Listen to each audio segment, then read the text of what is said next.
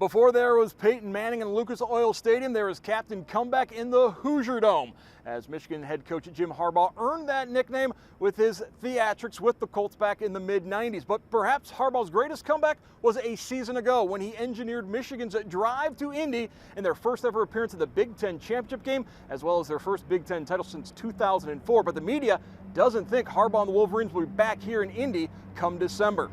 Now, the Big Ten does not release an official preseason prediction poll.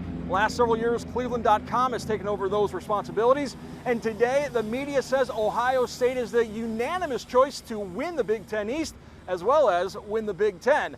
Their opponent, according to the media, will be Wisconsin. Now, what the Big Ten does release is a top 5 for each division.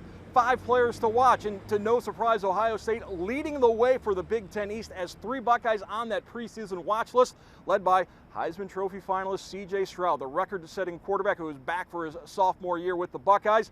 Joining him on that list, his favorite wide receiver, Jackson Smith-Njigba. Now, despite the fact that Ohio State had 2 future first-round draft picks at receiver a season ago in Garrett Wilson and Chris Olave, Smith-Njigba over 1,600 receiving yards in that record-setting Rose Bowl performance.